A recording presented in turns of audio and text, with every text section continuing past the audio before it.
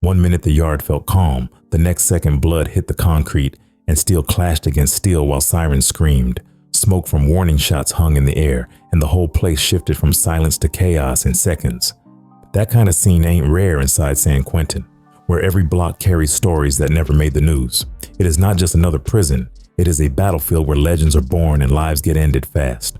Over the years, 9 names carried more weight than most, leaving scars on the yard and fear in every cell. San Quentin sits right on the edge of the San Francisco Bay, close enough for prisoners to smell salt water, but far enough to know freedom is untouchable. The place first opened in 1852, when California was still buzzing from the gold rush, and back then most cells held stagecoach robbers, cattle thieves, and bank stick-up men. Over time, the prison turned into California's oldest and most notorious lockup, with history layered in stone walls, barred windows, and yards that have seen more blood than asphalt outside. The execution chamber became a symbol of San Quentin's reputation, with the gas chamber built in the 1930s and lethal injections added later. Between 1893 and 2006, more than 400 people were executed there, making San Quentin the state's only death row for men. Today, executions are on pause, but the death row tiers still sit heavy with men who know they will never walk free again. The weight of that reality shapes every conversation, every deal, and every feud inside. From the outside, San Quentin almost looks like a fortress guarding the bay, with guard towers above limestone walls and razor wire glinting under the sun. But once you step inside, the fortress feel fades into cramped tiers and overcrowded blocks. North Block alone was designed for 400 inmates, but by the late 2000s it held more than 700, each cell smaller than a closet. Steel bunks sit a few feet from toilets, leaving barely any space to move. The noise never stops, boots on catwalks, voices echoing off concrete, trays banging in chow halls. In the summer, the concrete radiates unbearable heat, and in the winter, the damp chill seeps straight into the bones. Back in the early days, San Quentin ran on something called the Convict Code, an unwritten set of rules that was simple but powerful. Respect was the first commandment. You did not steal from another man, you did not snitch to guards, and you handled problems with your fists, not knives. Everyone knew each other's standing, so reputation mattered more than anything. But when California's prison population exploded in the mid-20th century, that code couldn't hold the weight anymore. Thousands of new prisoners flooded in from every corner of California and every racial background, and the old way of doing things broke down fast. That chaos opened the door for gangs to step in. By the mid-60s, George Jackson and W.L. Nolan were laying down the foundation of the Black guerrilla family inside San Quentin, pushing a mix of political ideology and militant discipline.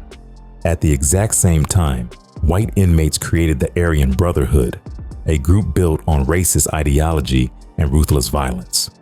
By the mid-70s, Mexican-American groups like the Mexican Mafia and Nuestra Familia turned the prison yards into battlegrounds for control over drugs, extortion, and protection rackets. Even Crips and Bloods carved out corners inside, bringing street wars into prison cells. Violence became the currency that decided who had power. To earn respect, you had to spill blood. To get fully patched into groups like the Aryan Brotherhood, you had to put in work with a stabbing or a killing.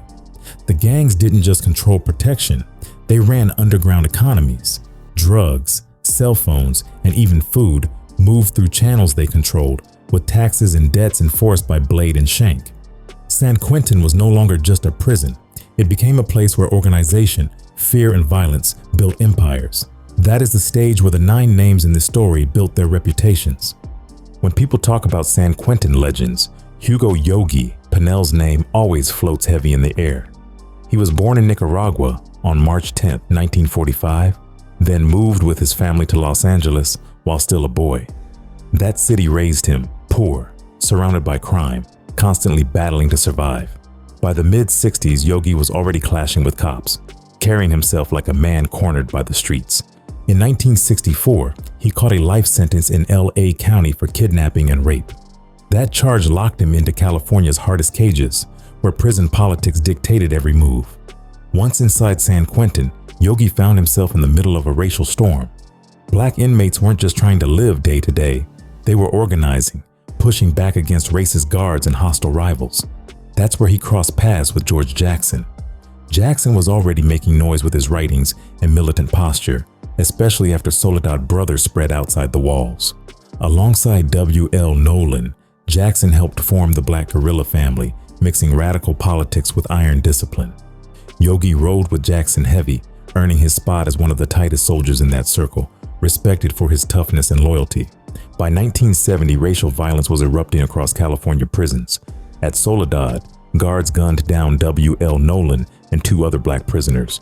Not long after, a white guard named John Mills was killed in retaliation, and Jackson got the blame. The state tightened the screws on everyone tied to him, including Yogi. From then on, his name stayed on the radar as part of plots and uprisings that shook the system. The flashpoint came on August 21st, 1971. That was the day George Jackson was killed in a bloody escape attempt inside San Quentin.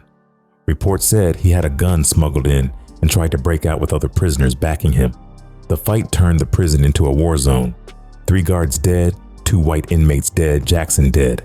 Yogi was captured alive, accused of being deep in the chaos. That moment set off the San Quentin 6 trial, one of the longest, most expensive cases California ever saw. Yogi and 5 others faced murder, conspiracy, and assault charges tied to that day. The trial dragged from 71 to 76, spilling out debates about race, justice, and prison power. When the dust settled, Yogi beat the murder raps but got convicted of assaulting guards. His sentence, life with the possibility of parole, which really meant more years staring at concrete. What followed was 4 decades in the hole. Yogi spent more time in solitary than almost any man in California history, locked down in Pelican Bay and other Supermax units. 23 hours a day inside a cell, 1 hour chained for yard. Officials said he was too dangerous for general population. His loyalty to the Black Guerrilla family a permanent threat. Those years turned him into a myth. Prisoners swapped stories about how Yogi stayed strong. Thousands of push-ups, burpees, squats every day. Some swore he never lost his edge, never showed fear when dragged out in chains. Others said he kept reading radical texts, writing letters that carried George Jackson's spirit forward. For younger black inmates, his name became a badge of respect. The soldier who never broke. Guards painted a different picture, calling him defiant, unrepentant, a man better buried alive in concrete. Even rivals whispered about him. Tales spread that he could bang out 2,000 push-ups daily, that he stared down every beating and lockdown without folding. To some, he was a political prisoner punished for his beliefs. To others, he was just a predator who'd never change. Either way, his endurance made him part of prison folklore. Parole boards saw him again and again through the decades, but never let him go. Victims' rights groups and prison brass always stepped in, pointing back to his 1964 case and the San Quentin 6. When the solitary confinement debate heated up in the 2010s, Yogi's name divided the public. Supporters said his treatment was torture. Opponents said freedom for him meant blood on the yard. By 2015, after 40 years in the box, the state finally moved him back into general population at New Folsom. He walked out onto a yard full of youngsters who only knew his legend. 70 years old, gray-bearded, smaller than before, but still carrying that iron posture. To some inmates, it was like seeing a ghost from the history books walking under the sun. To others, it was a warning that old wars were about to reopen. When Yogi touched New Folsom's main line in 2015, the energy shifted instantly. He wasn't just another old-timer. He carried 4 decades of prison war stories on his back.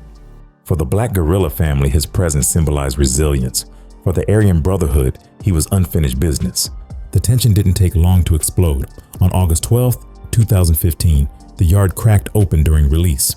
More than 100 inmates were out when the move happened. A crew of Aryan Brotherhood soldiers rushed Yogi fast, blades flashing, homemade shanks cut from steel and sharpened for weeks.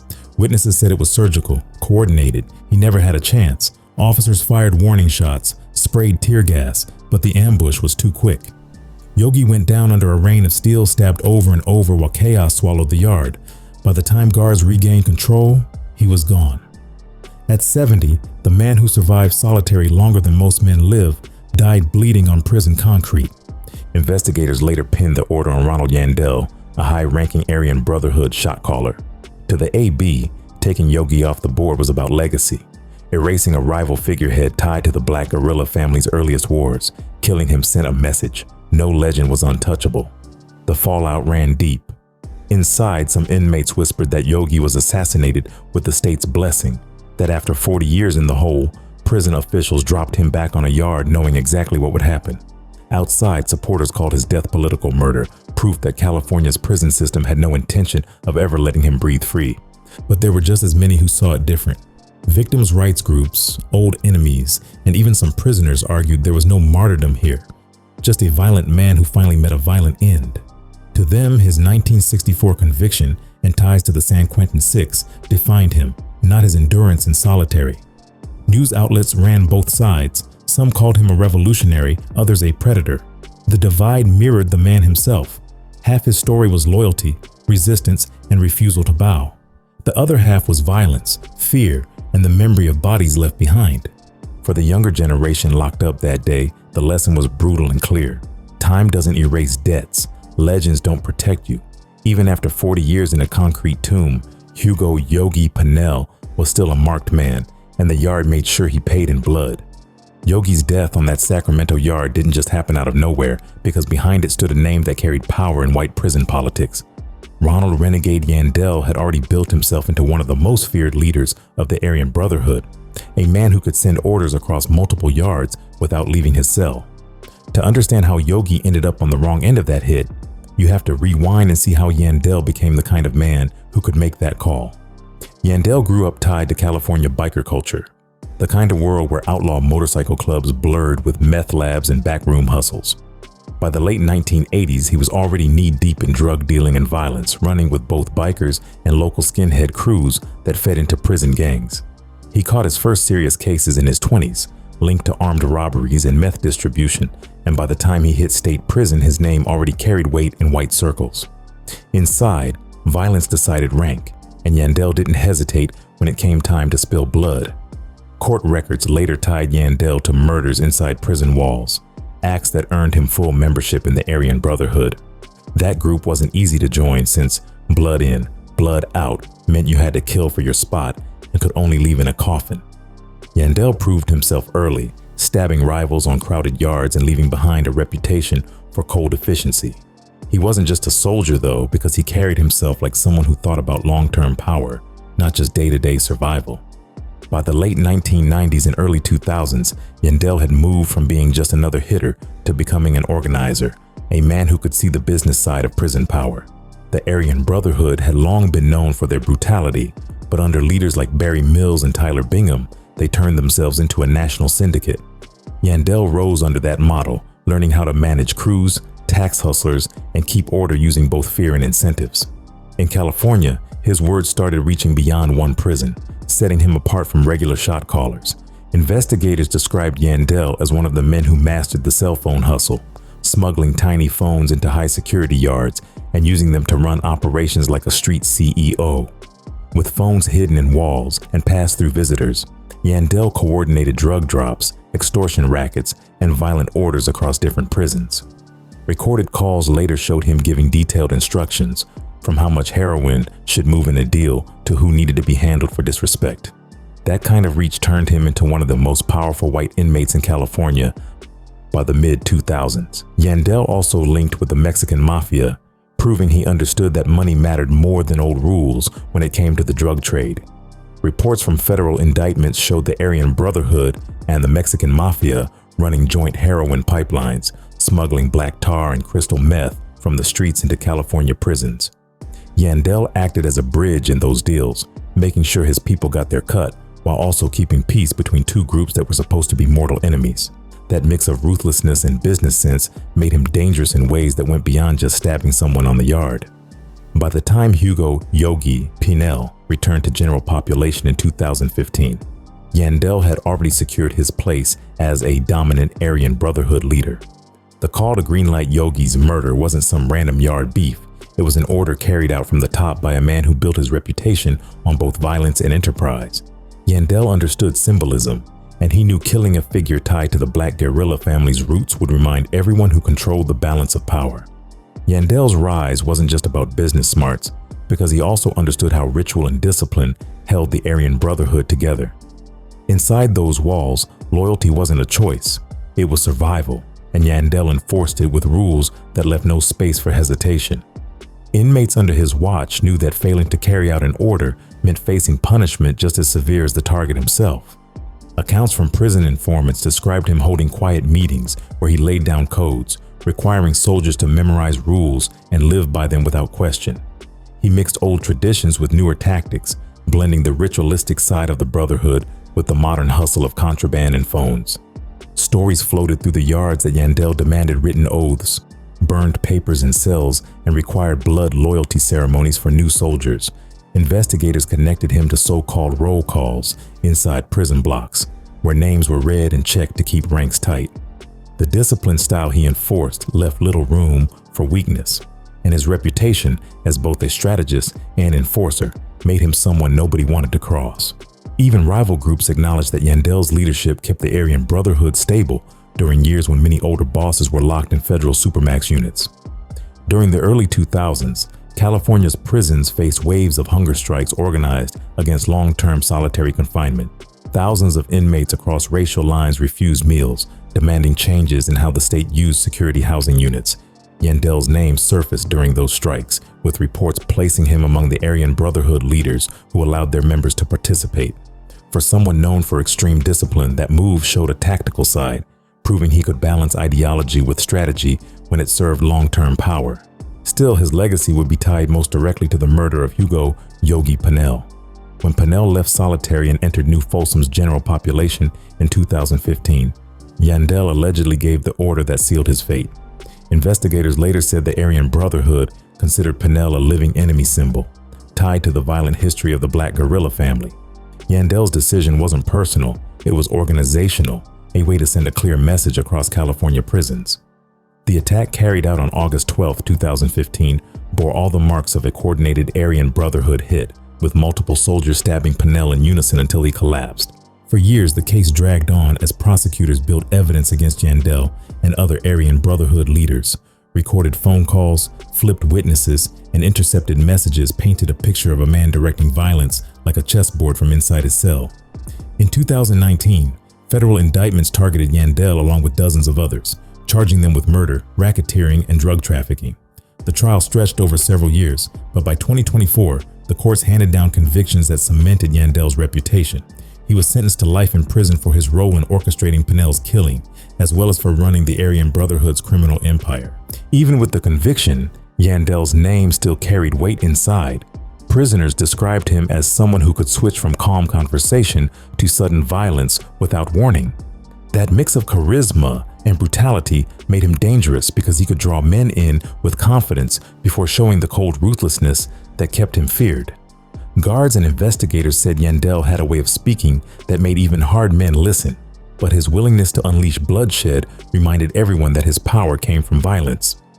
Ronald "Renegade" Yandell ended up as one of the most influential Aryan Brotherhood leaders of his generation, a man who turned prison blocks into boardrooms and rituals into rulebooks. His hand in Hugo Pinell's murder showed how far his reach extended, and his conviction in 2024 proved how long the state had waited to take him down. Inside California prisons, his name remains tied to both structure and chaos, a reminder that charisma and sudden violence can live side by side in the same man. Ronald Yandell didn't hold his position alone because behind him stood soldiers who made sure every order got carried out without hesitation. One of the most notorious of those soldiers was William Sylvester, a man whose name came up repeatedly whenever prison investigators talked about the Aryan Brotherhood's muscle. If Yandell was the boss moving pieces like a chess player, then Sylvester was the blade that sealed those moves. Sylvester grew up in Riverside County, an area that fed many white inmates into the Aryan Brotherhood over the years. The county carried a strong skinhead presence during the 1980s and 1990s, with local crews tied to racist ideology and backyard violence. By the time Sylvester hit adulthood, he had already been immersed in that culture, surrounded by meth dealers, bikers, and white power gangs that blurred into each other. That world shaped his path and gave him the connections that would later pull him straight into the Aryan Brotherhood once he entered prison. He built a reputation quickly inside, known as someone who didn't hesitate when situations turned violent.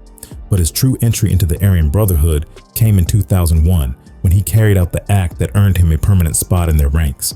Reports and court documents stated that Sylvester killed another inmate on orders, carrying out a stabbing that proved he was willing to cross the line with no fear.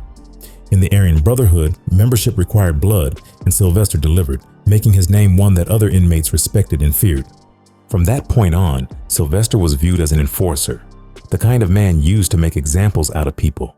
Prison rumors described his stabbings as clinical, precise, and free from hesitation, the work of someone who treated violence like a duty rather than an emotional act. He carried himself without the loud bravado that marked many other soldiers, instead letting his actions speak in the most brutal way possible. That reputation kept others in line because everyone knew Sylvester would do whatever the Brotherhood required. As Yandell rose higher inside the Aryan Brotherhood's structure, Sylvester stayed close, becoming one of the men who enforced his will. Together they were connected not just by violence, but by enterprise.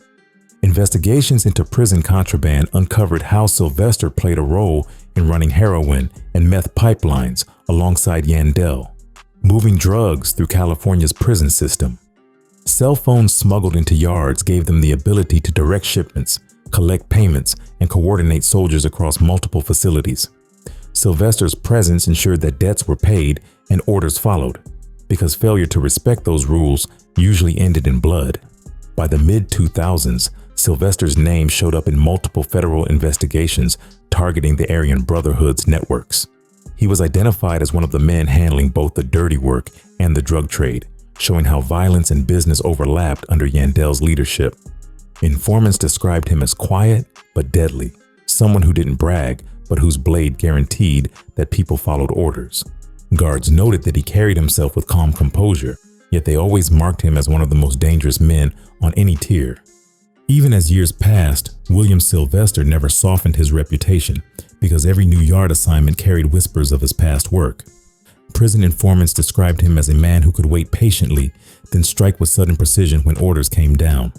Unlike hot-headed inmates who acted out of impulse, Sylvester earned fear by staying cold and deliberate. By the 2010s, investigators tied him directly to multiple Aryan Brotherhood plots that connected violence to profit. He wasn't only the man holding the knife because he also helped enforce discipline inside the drug pipelines. Meth and heroin flooded into California's prisons through smuggling networks, and Sylvester played a role in making sure no one cheated the Brotherhood. Debts were collected with steel, not words, and his reputation meant that people rarely tested those rules twice. For Yandell, having Sylvester close meant his empire always had muscle behind the business. The murder of Hugo "Yogi" Pinell in 2015 placed Sylvester's name back into headlines once investigators connected him to the conspiracy. He wasn't the one holding the blade on the yard that day, but prosecutors argued he stood as one of the men enforcing the order from Yandell. Federal indictments later listed Sylvester among dozens of Aryan Brotherhood members accused of murder, racketeering, and drug trafficking. Court testimony painted him as a loyal enforcer who followed Yandell's leadership with absolute discipline. In 2024, a jury convicted William Sylvester of racketeering and murder charges, handing him 2 life terms in federal custody. Prosecutors called him a silent but deadly figure inside the Aryan Brotherhood, the kind of man whose violence shaped prison yards for decades. Even inside maximum security, stories about him circulated, with guards claiming he hid shanks in Bible pages or tucked blades into shower vents. Whether true or exaggerated, those tales added to the myth of Sylvester as a man who never relaxed his guard. William Sylvester will never leave prison, but his name stays connected to the Aryan Brotherhood's most violent years. For investigators, he symbolized the quiet side of gang enforcement, a man who didn't brag, didn't posture, but always did the dirty work that kept the empire running. William Sylvester represented the blade, the silent soldier who kept business in order, but another Aryan Brotherhood name carried weight for very different reasons. Danny Troxell blended blood with paperwork, mixing the role of a prison killer with the skills of a jailhouse lawyer. His path stretched across decades, making him one of the longest surviving figures tied to the Brotherhood's rise in California. Troxell's story started in 1971 when he was only 18 years old, still a teenager, but already living fast. That year, he was convicted of murder after a bar fight turned deadly in Southern California. According to records, he stabbed another young man during the fight, sealing his fate with a life sentence. From that moment forward, prison would be the only world Troxell knew, and that world shaped him into something far more dangerous than just another lifer. Once he entered the system, Troxell crossed paths with the Aryan Brotherhood, who were in the middle of turning themselves into the most feared white prison gang in America. In the early 1970s, the Brotherhood required new blood to prove themselves, and Troxell fit right into that culture. He carried out violent acts on yards, earning respect from older members and securing his place as a soldier. Over the years, he climbed higher, not only through brutality, but also through intellect, because he learned how to work the courts as well as the shank. Troxell built a reputation as someone who studied case law, drafted appeals, and filed civil rights lawsuits while still carrying the Brotherhood's reputation for violence. That dual identity made him unique, because other Aryan Brotherhood members leaned mostly on their knives, while Troxell leaned on both strategy and knowledge of the system.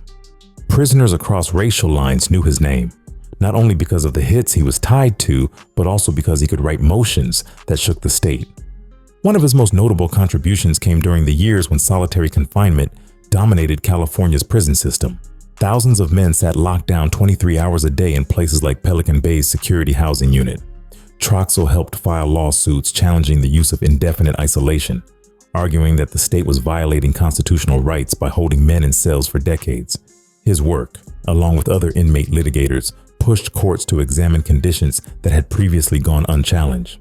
By the early 2000s, when hunger strikes swept across California prisons, Troxell's legal influence showed again. Prison leaders from different gangs signed what became known as the Agreement to End Hostilities in 2012, a truce that cut down racial violence inside. Troxell's name appeared in documents tied to that movement, proof that even someone deeply tied to the Aryan Brotherhood could play a role in reducing bloodshed when it served a bigger purpose. Even with his reputation as a jailhouse lawyer, Danny Troxell never walked away from the Aryan Brotherhood. His legal skills might have softened his image for outsiders, but inside the yards he was still known as a man willing to put in work when called upon. Violence and paperwork went hand in hand for him, making him a rare figure who could stab an enemy and then file a motion in court the same year. Troxell's name surfaced again after the 2015 killing of Hugo Pinell at California State Prison, Sacramento. Investigators tied him, along with Ronald Yandell and William Sylvester, to the conspiracy that set the attack in motion. Federal prosecutors later argued that Troxell remained active in the Aryan Brotherhood's highest ranks, mixing his legal influence with decisions that shaped violence on prison yards. His ability to draft documents and help coordinate communication kept him valuable even as decades passed. The long federal case against the Aryan Brotherhood finally caught up with him in 2019, when indictments named him as one of the leaders still directing murders and rackets from behind bars. Witness testimony and seized records showed Troxell's involvement in enforcing discipline and orchestrating hits, making clear that he wasn't just a legal activist, but still a gangster to the core.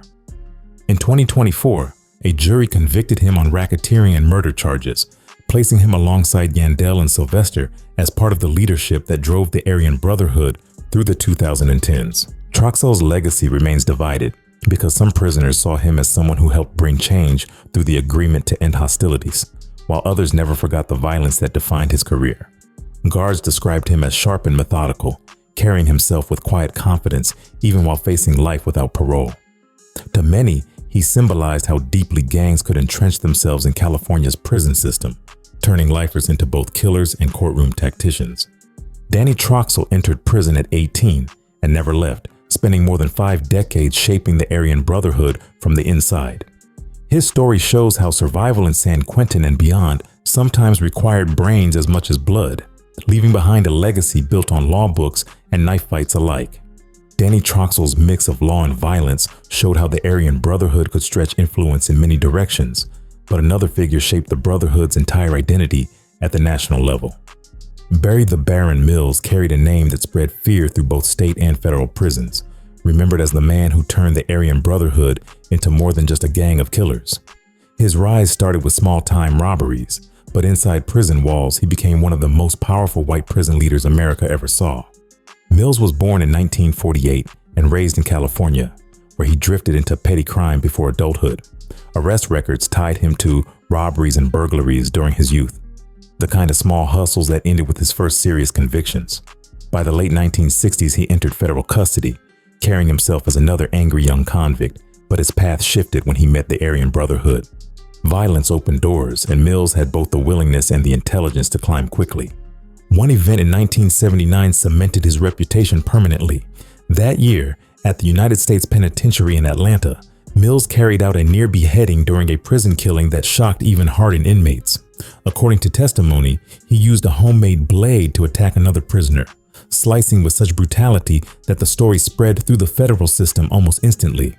That act didn't just earn him respect inside the Aryan Brotherhood, it marked him as someone who combined sheer savagery with leadership potential. The Baron had arrived, and his name would never leave prison history after that. Through the 1980s, Mills worked his way up to become one of the Aryan Brotherhood's most important leaders, running operations not just in one prison, but across multiple federal institutions. His vision was bigger than most shot callers because he saw the Brotherhood as a syndicate rather than just a gang. Mills pushed for connections with other major prison organizations, especially the Mexican Mafia, building partnerships that allowed drugs, money, and influence to flow through both state and federal systems. Those deals expanded the Aryan Brotherhood's reach, moving them beyond racial ideology into a blend of profit and power. By the 1990s, Mills's hand could be seen in some of the bloodiest racial conflicts inside federal prisons. Reports tied him to ordering attacks against the DC Blacks Gang, a group of black inmates from Washington, D.C., who controlled parts of the drug trade inside federal facilities. Those wars left bodies across multiple prisons, showing how Mills used violence strategically to expand Aryan Brotherhood control. His decisions weren't about spontaneous beef, they were calculated moves that shaped prison politics nationwide. Mills's leadership style blended brutality with business, a mix that allowed the Aryan Brotherhood to dominate federal prisons for decades. Unlike many leaders who relied only on intimidation, Mills carried a sharp mind that treated gang power like a corporate empire. He wrote detailed letters to soldiers, laying out rules, taxes, and punishment systems, almost like a CEO drafting company policy. Those documents later showed up in federal trials, proof of his hand in organizing one of the deadliest rackets in American prison history. By the late 1990s and early 2000s, Mills was already locked in ADX Florence, the federal supermax in Colorado, known as the Alcatraz of the Rockies.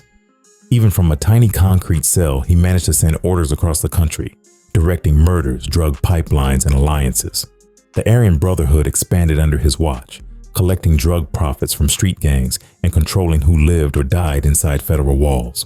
Investigators described him as cold and calculating, able to switch from writing about family matters in one letter to giving kill orders in another.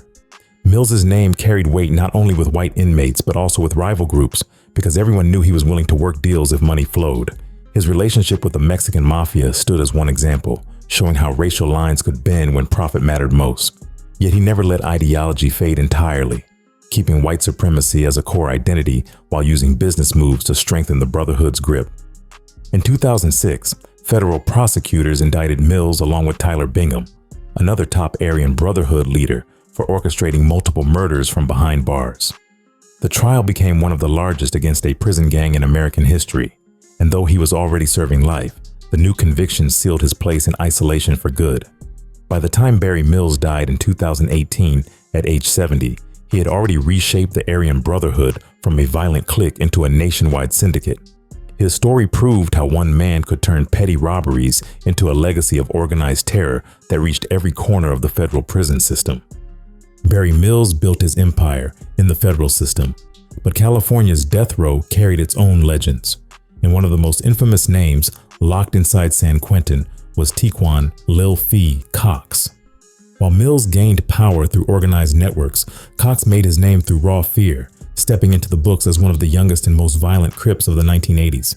His story didn't revolve around rackets or paperwork, it came straight from the streets of South Central Los Angeles, where his reputation grew long before prison walls closed around him. Cox was born in 1966 and raised in Los Angeles during a time when the city's gang culture was exploding. By the mid-70s, sets like the Rollin' 60 neighborhood Crips were gaining power, and Lil Fee found his way straight into their ranks while still a teenager. People who grew up around him described a young man with no fear, quick to pull a trigger, and eager to earn respect through violence. By his late teens, Cox's name already carried weight in South Central, whispered in neighborhoods where survival depended on who you knew and how far you were willing to go. His most infamous crime happened on August 31, 1984, when Cox was only 18 years old. Armed with a gun and running with other Crip associates, he entered a home in Inglewood and carried out a massacre that stunned Los Angeles. The house belonged to the Alexander family, and inside were multiple relatives of former NFL player Kermit Alexander. The shooters opened fire, killing 4 people, including 2 elderly women and 2 children. The attack was later revealed to be a case of mistaken identity because the killers had targeted the wrong house. Still, the brutality of that night shocked the city and secured Cox's place as one of the most feared names tied to the rolling 60s. Police moved fast after the murders, and by the mid-80s, Cox was arrested, tried, and sentenced to death for the killings. In 1986, he officially entered San Quentin's death row, joining a tier already stacked with some of the most dangerous men in California. His age made the case stand out because he was barely 20 years old when the court sent him to die. From that point forward, his name became permanently linked to both the rolling 60s and San Quentin's long history of notorious inmates. Once Cox landed on death row, he didn't fade into the background because his reputation only grew sharper inside San Quentin. In 1988, just 2 years after his arrival, he pulled off an attack that made headlines across the state. Cox stabbed Stanley Tookie Williams, one of the original co-founders of the Crips, while both men were housed on death row. Guards reported that Cox used a homemade weapon and struck with precision, cutting into a figure who was already legendary in Los Angeles gang history. The attack didn't kill Tookie, but it cemented Cox's reputation as someone willing to challenge even the highest-ranking names. The stabbing carried symbolic weight because Tookie had been nominated for the Nobel Peace Prize years later, while Cox never tried to reinvent his image. Inmates and guards alike took the incident as proof that Cox was unpredictable, reckless, and dangerous even among killers. That reputation only grew stronger in 2000 when Cox and 5 other death row inmates attempted an escape from San Quentin. The group tried to cut through bars and overpower guards, but the plan failed before they made it past the gates. Even though the attempt collapsed, the fact that Cox joined it showed his relentless drive to test boundaries. Over the decades, Cox became a figure both feared and mythologized inside California prisons. Some described him as unhinged, prone to violence without warning, while others said he carried a strange charisma that drew younger inmates toward him. Death row guards spoke about his eyes, cold and steady, like he had already accepted that life would never give him freedom again. He remained on death row year after year, his name linked to one of the worst family massacres in Los Angeles history, and his actions inside San Quentin only added to his notoriety. Tiequon Cox has now spent almost 4 decades on death row, and his legend remains alive in both Los Angeles streets and San Quentin tiers. To some, he is remembered as a teenage soldier who took violence too far, while to others, he is simply the reminder of how deep gang culture ran during the mid-80s. His story stands as one of the darkest tied to San Quentin, marked by bloodshed, failed escapes, and an unpredictable presence that never disappeared. Tiequon Cox showed how Crip violence spilled into San Quentin's death row, but the Latino side of the tier carried its own assassins, and few stood out like Luis Rodriguez. Where Cox carried chaos, Rodriguez carried calculation, and his story added another layer of fear to San Quentin's already violent reputation. Rodriguez came up in Boyle Heights, an East Los Angeles neighborhood long known as a stronghold for gangs tied to the Mexican mafia. The streets of Boyle Heights fed dozens of soldiers into La M.A., the prison organization that stood as one of the most disciplined and feared in California. From an early age, Rodriguez was surrounded by the codes and rules of that culture, and he developed a reputation as someone who moved quietly but stayed committed to his set. Unlike the loud soldiers who bragged, Rodriguez kept his profile low, a trait that later defined his time behind bars. In 2015, Rodriguez's life shifted permanently when he was convicted of a double homicide. Court records tied him to 2 murders in Los Angeles County, and prosecutors painted him as a soldier acting under gang orders. The details were brutal enough to secure a death sentence, and that year, he was transferred to San Quentin to begin his time on death row. At that point, he was already in his late 30s, carrying the calm demeanor of someone who accepted the path he had chosen. In a system full of hot tempers, Rodriguez stood out for his discipline. For 3 years, Rodriguez lived on death row without major incident. But in October 2018, he made his most infamous move. That month, he attacked and killed fellow death row inmate Jonathan Fajardo, a man tied to the 204th Street gang, The killing took place in a common area, and witnesses said Rodriguez struck fast, stabbing Fajardo repeatedly until guards pulled him off. The attack shocked prison officials because both men were already awaiting execution, yet the politics of prison life still demanded blood. The motives behind the killing remained clouded in rumor, which only added to Rodriguez's legend. Some inmates claimed it was over a drug tax dispute, with Fajardo accused of dodging payments tied to Mexican mafia rules. Others said Fajardo had shown disrespect in conversation, sparking a payback that could not be ignored. Another layer suggested racial tension, since Fajardo had been linked to crimes against black victims on the streets, and Rodriguez's move may have been about balancing debts between groups. None of those theories were ever confirmed, but the uncertainty gave the story its power. Fajardo himself was already infamous, convicted in 2011 for his role in the hate crime killing of a 14-year-old black girl named Cheryl Green. When Rodriguez stabbed him to death, some guards quietly suggested it was prison justice, while others worried it would ignite new racial wars on the tier. Whatever the motive, the result was the same. Rodriguez secured his place as one of the most feared names on California's death row. Reports from correctional officers described Rodriguez as eerily calm after the stabbing, walking back to his cell with the same cold demeanor he always carried. He didn't shout, didn't posture, didn't show regret. That quiet composure fit his reputation as someone who thought before acting, yet when he moved, he struck without hesitation. For many inmates, that combination of discipline and violence made him far more intimidating than the loud soldiers who constantly threatened fights but rarely followed through. Even after the killing, Rodriguez continued filing appeals on his death sentence, but inside prison culture, his legal path mattered less than the stories whispered about him. Younger inmates looked at him as an example of how discipline could carry as much fear as recklessness.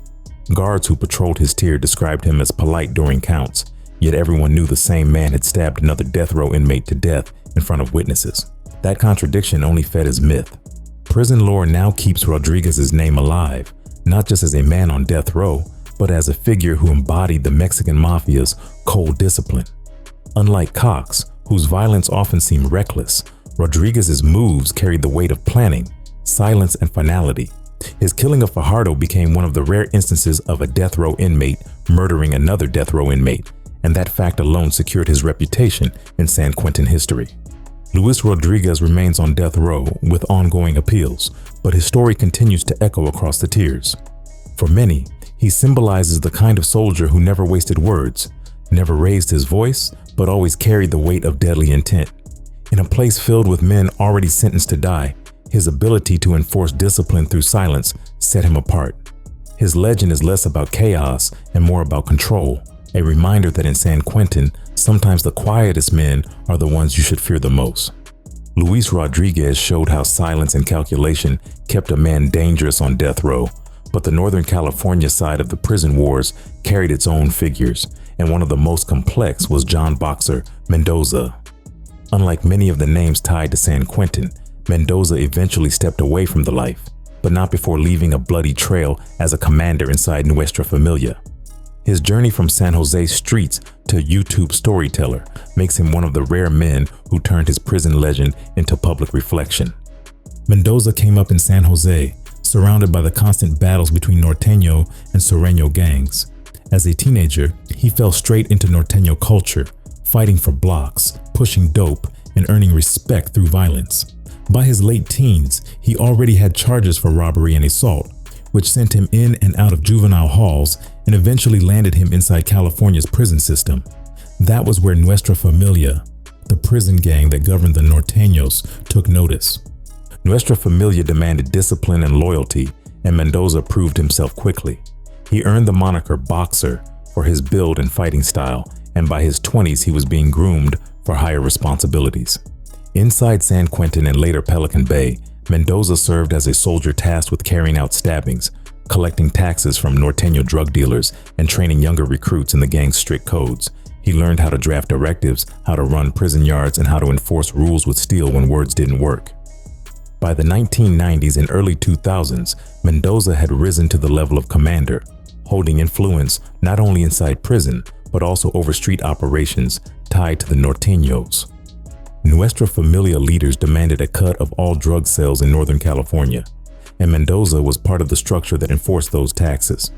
Disrespect or failure to pay usually brought swift punishment, and Mendoza admitted later that he spent years carrying out stabbings ordered by the organization. His role wasn't just muscle, it was administration too, because NF commanders acted like generals, directing both soldiers and civilians. But years inside isolation cells took a toll. Like many gang leaders in California, Mendoza spent long stretches in Pelican Bay's security housing unit, locked down 23 hours a day. Over time, the mental strain of constant wars, solitary walls, and violent politics started breaking him down. By 2007, Mendoza made the decision to step away from Nuestra Familia, formally debriefing and leaving the organization. For NF members, leaving meant betrayal, and from that moment forward, he carried the label of traitor in the eyes of many of his former brothers. Still, Mendoza used that break to rebuild his life on the outside. After release, he began speaking publicly about his past, trying to steer younger men away from the path that consumed most of his life.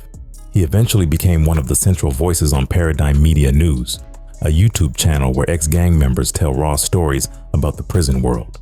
His videos attracted thousands of views, with Mendoza sharing details about San Quentin yards, NF politics, and the psychological traps that kept men stuck in cycles of violence. For some, Mendoza's shift into storytelling turned him into a mentor, someone who could give authenticity to warnings about gang life because he had lived it. Young men from Northern California neighborhoods listened to his words, hearing both the glamour and the destruction of a Nuestra Familia career. But for others, especially current or former NF members, Mendoza's voice remained the voice of a defector, a man who gave up secrets and turned his back on the oath. That dual reputation makes him one of the most unique figures in San Quentin's history. Feared once as a commander, later questioned as a storyteller. Mendoza himself admitted that prison politics never truly leave a man. Even while free, he spoke about paranoia, old enemies, and the mental scars left from years of carrying blades and orders. Yet he also embraced the role of someone who could bridge past and present, telling stories of the life without glorifying it, and showing how the same discipline once used for stabbings could be used for reflection. John Boxer Mendoza stands apart from most San Quentin legends because his story didn't end with a coffin or a cell. Instead, it continues online, with every upload keeping his name alive in a new way. To some, he is a mentor. To others, he is a traitor. But either way, he remains a rare example of a man who carried power inside San Quentin and then lived long enough to tell the story himself. John Boxer Mendoza showed how some men walk away from the prison life and live to tell their stories, but not every name from San Quentin had the chance to change course. Jonathan Fajardo's story ended violently inside those walls, his life cut short by another death row inmate. His path into San Quentin was fueled by hate, and his death became another reminder that even the row carries no safety. Fajardo came out of Los Angeles raised in the Harbor Gateway area where racial lines between Black and Latino communities often clashed. By the early 2000s, Harbor Gateway stood as contested ground, with gangs marking corners and targeting rivals. Fajardo gravitated toward the 204th Street Gang, a Sureño set tied to the Mexican Mafia. That choice brought him into the world of drug sales, robberies, and politics that dominated the neighborhood. His reputation built not just on crime, but also on the hate-fueled ideology that shaped the 204th Street set during those years. The event that defined his life came in December 2006, when the 204th Street Gang carried out attacks aimed at driving Black residents from the area. On December 15th, Fajardo fired a gun into a group of teenagers, striking and killing 14-year-old Cheryl Green. The girl had been standing with friends near her home, and prosecutors later said the shooting was racially motivated. Green's death shocked Los Angeles, drawing national headlines about racial violence in Southern California. The crime highlighted how gangs were enforcing racial boundaries through murder, and Fajardo became the face of that wave of hatred. Police arrested him within days, linking him to both the Cheryl Green shooting and another murder carried out earlier that month. Witnesses, ballistics, and gang testimony tied him to the crimes, and by the time he faced trial, prosecutors built the case around racial motivation as much as gang politics. In 2010, a jury convicted him of multiple murders and sentenced him to death. The court specifically noted Cheryl Green's killing as a hate crime, marking the case as one of California's most notorious, racially motivated gang murders of the era. Fajardo entered San Quentin's death row in 2011, a young man carrying a reputation as both a racist and a killer. On East Block, where hundreds of death row inmates lived, Fajardo stood out not for leadership or discipline, but for the intensity of his hate. Guards described him as constantly wrapped in gang politics, covered in tattoos that displayed his allegiance. He spent his days writing letters, sketching, and reinforcing racist ideology to anyone who would listen. His behavior fit the mold of someone who never saw prison as a place to reflect, only as another arena for the same battles. Yet even on death row, Fajardo's actions drew attention and resentment. Some inmates saw him as reckless, a young man too eager to push lines without the discipline required in long-term prison politics. Others said his open hatred brought more tension than it was worth, making him a liability even to those within his own networks. Prison lore later suggested that Fajardo disrespected the wrong people or dodged obligations tied to drug debts, planting the seeds for his downfall. In October 2018, those tensions came to a bloody end. Luis Rodriguez, another Latino inmate tied to the Mexican mafia, attacked Fajardo in the East Block yard. Rodriguez stabbed him repeatedly, killing him in front of other prisoners before guards could intervene. The killing shocked outsiders because both men were already on death row, condemned to die by the state. But inside prison walls, the message was clear. Even death row carried no safety when politics demanded violence. Rumors about the motive spread quickly. Some said it was over drug tax disputes, with Fajardo accused of not paying his share. Others whispered it was personal disrespect, words exchanged that Rodriguez couldn't ignore. Another theory pointed to racial payback, since Fajardo had murdered Cheryl Green in a racially motivated attack. In prison culture, where grudges never disappear, any of those motives could have been enough. Fajardo's death became a story of irony for many. A man convicted of a hate crime murdered by someone from within his own racial group. For prison officials, it was proof that San Quentin's death row remained one of the most dangerous places in the state. For Cheryl Green's family, it closed no wounds, but reminded them of the violence that stole their daughter. For other inmates, it was another example of how fragile survival remained, even for men already sentenced to die.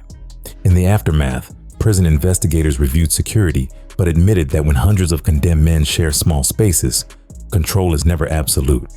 Rodriguez carried himself calmly after the killing, while Fajardo's body left the yard under a sheet. One minute the yard felt calm, the next second blood hit the concrete and steel clashed against steel while sirens screamed. Smoke from warning shots hung in the air, and the whole place shifted from silence to chaos in seconds. That kind of scene ain't rare inside San Quentin, where every block carries stories that never made the news. It is not just another prison, it is a battlefield where legends are born and lives get ended fast.